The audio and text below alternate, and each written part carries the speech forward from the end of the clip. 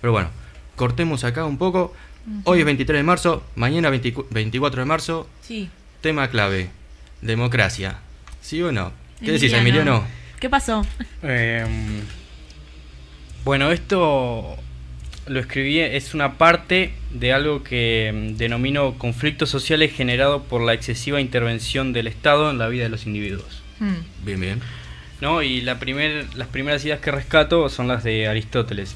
En realidad, en una democracia, la mayoría obtiene gran poder sobre procesos y decisiones políticas, pero 51% está lejos del 100%.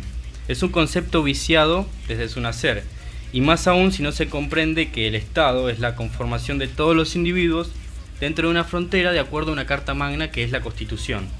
Y el gobierno es un conjunto de individuos que debe administrar los fondos del Estado por un periodo de tiempo. El Estado queda, padece, sufre, se estanca o se hace fuerte, pero los gobiernos cambian y muy rara vez los gobernantes, o prácticamente en realidad nunca, pagan por su mala praxis y sus daños a la ciudadanía. Entonces, refiriéndome un poco a Aristóteles en Ética de Nicómaco, hay 3 formas de gobierno e igual número de desviaciones, que son como corrupciones de cada forma de gobierno. Las formas son la realeza, la aristocracia y una tercera basada en la propiedad que parece propio, dice Aristóteles, llamarla timocracia, pero que la mayoría suele llamar república. El concepto de democracia aparece como un vicio, como una desviación, como una corrupción de la forma de gobierno de república. Un sistema de gobierno, entonces, que en su nacer es equívoco, no tendrá nada bueno en sus procesos evolutivos y terminará por dañar las libertades de los individuos. Es necesario generar estados republicanos, donde los partidos políticos difieran en pequeños detalles, pero no en el grueso de la cuestión. Es decir, la inflación es un fenómeno monetario, punto. Eso no dice mucho en realidad de una sociedad, lo que difieren los partidos políticos. Lo que sí deja mucho que pensar son los porcentajes que obtienen los populistas en las urnas. Ese es un dato irrefutable que permite reconocer el nivel de madurez de una sociedad. Pero ¿qué es una república? ¿Cómo se constituye? Es una forma de gobierno, como menciona Aristóteles, basada en la propiedad. A medida que un individuo dentro de una sociedad tenga mayor cantidad de libertad respecto al qué hacer en su propiedad, esta sociedad se vuelve más rica. La propiedad, entendida como la vivienda, el salario y algunos bienes materiales, resulta de un análisis pobre y rudimental. La propiedad es el derecho de cada individuo a ejercer su voluntad sobre aquellos bienes de los cuales posea el dominio. Un bien es la capacidad de libre elección. Elijo un determinado sistema de salud. Elijo este tipo de educación para mis hijos. Elijo este auto y este trabajo. Una república fiel a su raíz responde a la igualdad ante la ley, la propiedad privada y la vida. La última es la más fundamental. Sin vida no hay ciudadanos que conforman la república. Sin propiedad privada no hay derechos, puesto que o todo le pertenece al monarca o Estado, o no le pertenece a nadie, y sin derechos no existe la igualdad ante la ley. El avance del Estado hace que el sistema sea algo no representativo. No importa el sistema de gobierno. Cuando el Estado socava el dominio privado con mercancías públicas, el principio un hombre, un voto, es imposible de aceptar. Esto queda demostrado en la actualidad y nuestro país es un ejemplo. El partido político que gana obtiene mayor cantidad de bancas. Esto se refleja en el sistema de salud, educación, producción, modernización, desarrollo social, interior, etc. Hacen que a la oposición le resulte prácticamente imposible limitar el poder y la autorregulación de los 3 poderes queda relegada a un segundo plano, y por lo tanto se afectan los intereses de la sociedad minoritaria.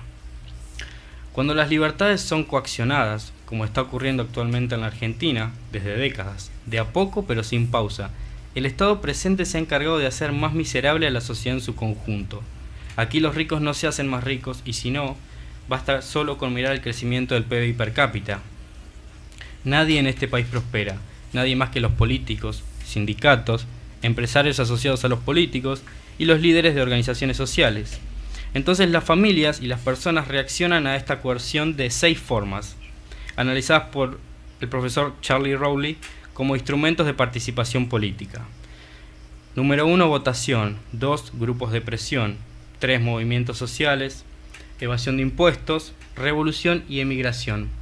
Entonces hago un breve análisis de cada uno. El primero es la votación.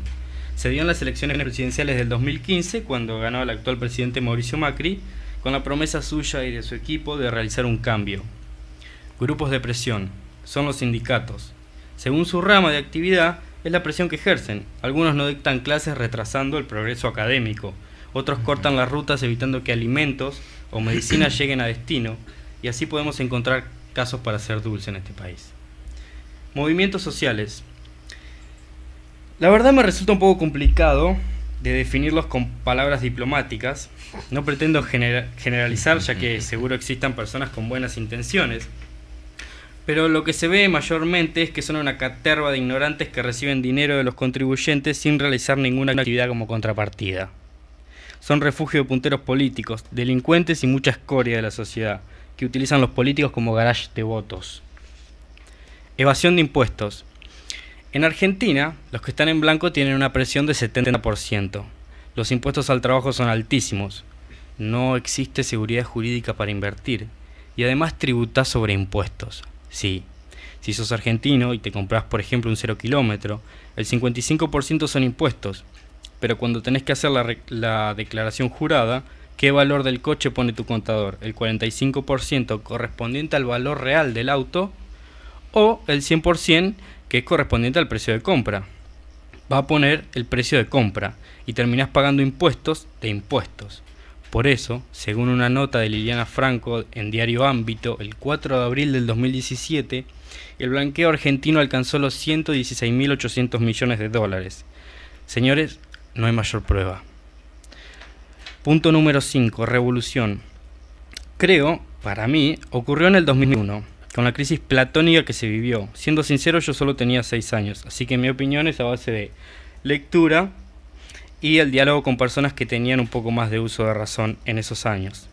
La sociedad alzó un grito, que se vayan todos. Eso puede ser incluso interpretado como una pequeña revolución donde, dado que no se alcanzó a desarrollar una guerra civil, de hecho la sociedad fracasó, que se vayan todos, era el lema.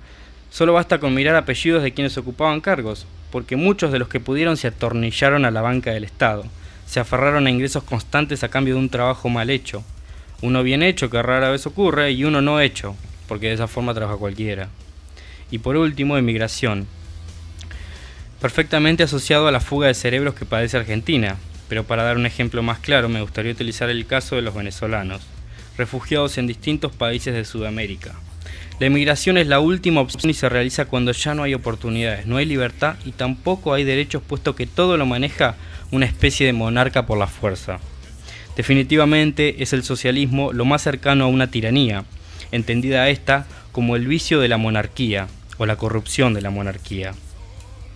Las personas parten de su país natal a buscar aquellas oportunidades que los políticos o gobiernos, en su afán de creerse superiores a los demás y tomar decisiones en nombre de todos desde un lugar superior, coaccionan las libertades individuales.